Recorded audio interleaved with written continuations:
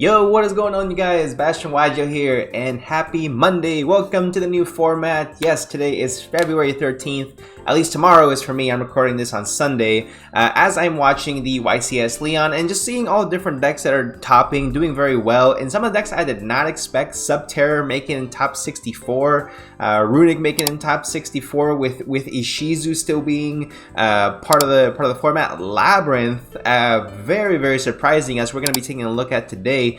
So first card that we're going to go ahead and check out on today's Market Watch. Also, I'm going to start trying to do a Market Watch Monday. Ooh, so alliteration is pretty cool.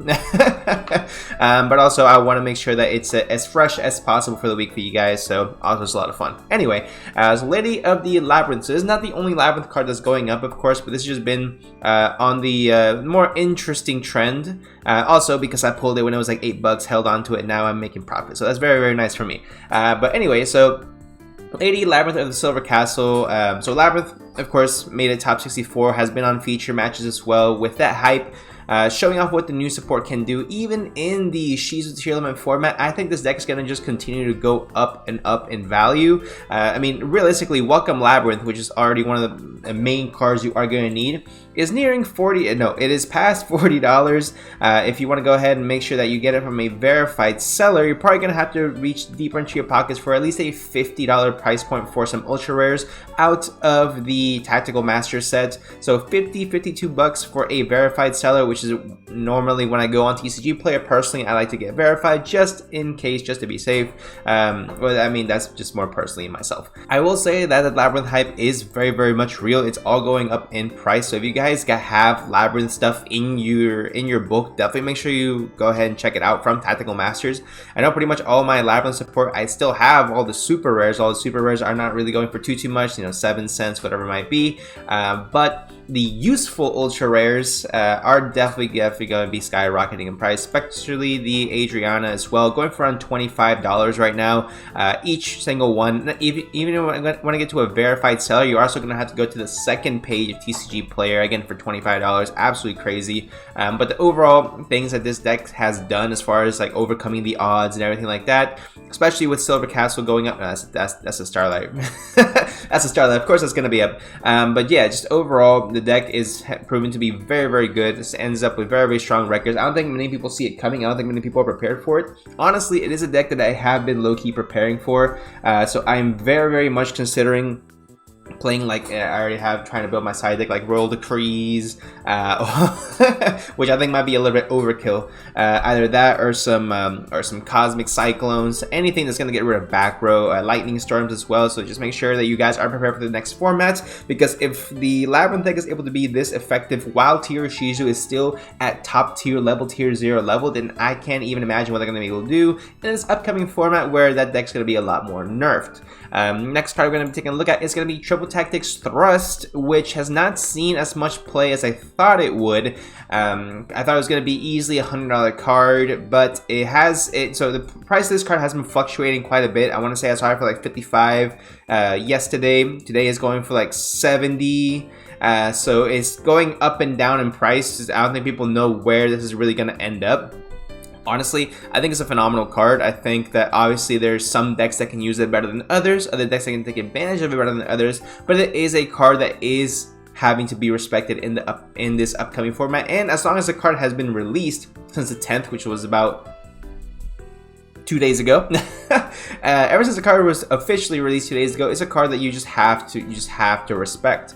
You gotta make sure that you're not, you know, just going willy-nilly with your monster effect. If you're playing Kashtiratheosis, it's gonna be very tough to do because you need to activate your monster effect as well. So it's perfect counter for the best deck of the format currently, or this upcoming format, or technically Banlist today. So yes, this format. So I think it's gonna be growing more and more in popularity as the format goes on. Would I pick? Yes, personally I am gonna go ahead and try to pick these up as soon as possible. Will they go up or down? Personally, I have no idea. I can honestly say that I do believe that it's going to get more popular, and but also you are going to be seeing a lot more people start, you know, ripping their packs open, ripping their boxes open, trying to get as many of the Kashtiratheosis cards as possible. And anyone who has any extra of these, they're going to try to most likely offload them, so it's going to also flood the market. So it could really go either way with this card, unfortunately, but it is a card that has been seeing a little bit of a wonky start to its original start. Anyway, we got next Ninja support. So Ninja Grandmaster Saizo has starting to go up in price. Used to be around like a $7-8 card. Now the lowest you can get it for is going to be $14 and $22 and $60 for a near mint first edition with a verified seller that is also a storefront as well. So I think that's a little bit outrageous, but if you want to go ahead and pimp out your ninja deck, which I hear can do some nutty things, this is definitely going to be the route you're going to want to take. It seems a little bit overpriced, personally, in my opinion. I would probably roll a dice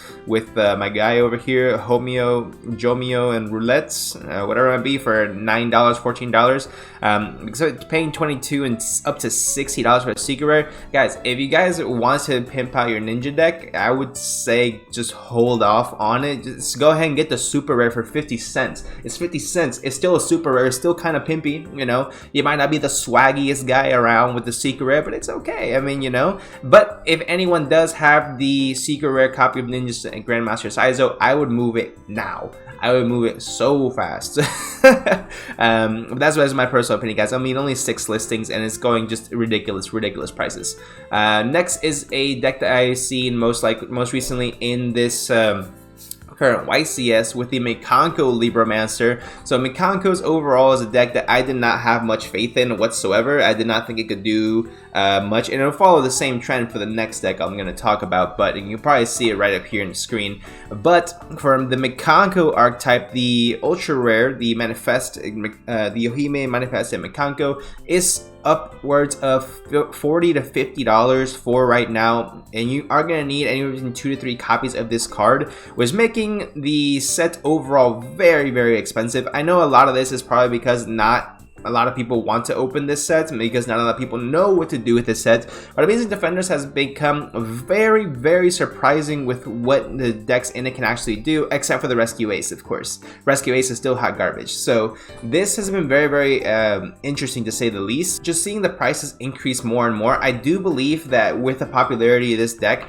a lot of people are going to start actually opening up the sealed product in hopes to go ahead and pull this instead of actually buying the singles, which is something that I would always recommend. Let's go ahead and buy the singles for you guys. But Amazing Defenders is not really going for too much right now. It's going for like $47 a box, which is really low. So if you pull one of these ultra rares, you already made your money back. So it increases your chances of you making your money back off of a box, which is really cool. I mean, and Purrley Happiness, which is actually one of the ones that we're going to be taking a look at next. Purrleys have been going up in price as well. Personally, I did not think this deck was going to do anything here in the TCG, but actually we did see in a feature match, I believe, I forgot his name, but he attached like, I think it was like 8 or 9 different Xyz materials onto his Purrley Happiness, and that card was a clean off. Really cool.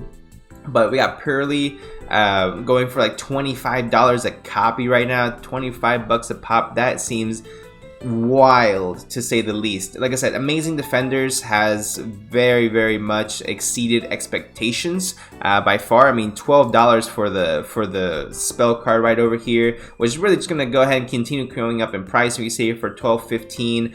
Already raising up above its market value, and I think honestly with the more feature matches they get and the more that the deck gets actually portrayed, the more that hype comes around this deck, the more people actually play this deck, just the more the prices are going to increase realistically. So it's only one of those decks for Amazing Defenders, both the Mikanko and the Purrley archetype. I would just go ahead and offload if you already have them, because with the more hype there is around this specific set, the more people are actually going to buy into it, which I think was the biggest thing in the beginning, is that not many people were buying Amazing Defenders. People were just looking at it like it's trash, like myself. And honestly, I'm gonna go ahead and say I was definitely very wrong.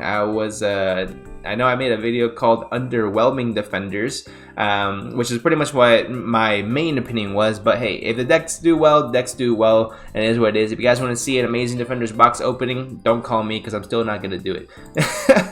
Next on our list of cards we're going to be checking out today, guys, we have Runick Fountain, or Runicks in general. Ever since the ban list hit, these cards have been going wild in price. I probably sounded a little bit too excited there. Sorry, I'm not trying to take over House of Champs, but it is really wild how just ridiculous these prices are, right? So if you want the TCG Player Direct, it's going to be $40. If you want a regular, just ultra rare Runick Fountain, I'm going to hold off on that one, but the prices have been increasing wildly. I mean, this is the second that the ban list dropped. It's going for around $10-12, shooting up to $25 a pop if you want to go ahead and play the Runick Fountain, which I think is more in line with the original pricing of the card. Yeah, around $20-25 for the pricing back when it was still one of the best decks in Yu-Gi-Oh! And as we see, it actually was still able to top even in the Shizu format, which is very surprising, honestly. I thought after the Saizo came out, no one would dare touch this deck. But with the banning of Spright Elf, unfortunately, rest in pieces, Spright Elf, Runick I think is going to be probably one of the best ways to play the sprites. Definitely. So if you have the Runicks and you want to go ahead and play competitively, I would just say go ahead and mix it with Spright. I mean, Spright Blue is at an all-time low. So let's go ahead and take a look at that real quick. We're going to take a Spright Blue. Just because I'm curious what the price is right now that we're go ahead and talking about it. Yeah, $30 a copy when it used to be at least 50. This card has just absolutely just plummeted in price. And for this point, I would probably try to pick up the ultis, but I mean, realistically for myself, yeah, I'm probably gonna pick up the ultis. I think the ultis are going for like 60 or 50. Yeah, $56 for an ultimate rare. My goodness, I'll see what I can do as far as getting these picked up. But yeah, I mean, with sprites, it's still a really good deck. It still can do a lot. I would definitely say if you're looking to play Spright, this is probably going to be the best time to go ahead and pick up all your cards and mix it with Runick, and you have a very solid deck ahead of you. Personally, I used to play Spright Runick back when, back before the Shizus were introduced to the format. Honestly, I saw a lot of success. It's a very difficult matchup to go ahead and go up against. All the interruptions you have with your Spright cards, the consistency of consistently building a board, and also having the additional interruptions from, again, your Runick cards. The last card we're going to go ahead and check out today is going to be a Kashtira card. There we go, Kashtiratheosis. This has been just the most wild ride of a card I have probably seen in recent times. So, started out probably $70-75, dropped immediately to around $55 a copy, which is around where I sold my copy that I pulled. So, the second that it shot up in price to like $91, I was like, oh, I made a mistake. But then, of course, the release date came by, the 10th of the month came by, and this card has just absolutely just gone plummeting down in price. For now, you can pick up your copy for like $40. I think it's bringing down a lot the overall idea that this deck is wildly expensive, which is nice. It's nice. We're gonna see a lot more people play this deck. I think personally, I mean, I know I pulled the field spell, but then I got rid of the field spell, so you know, it is what it is.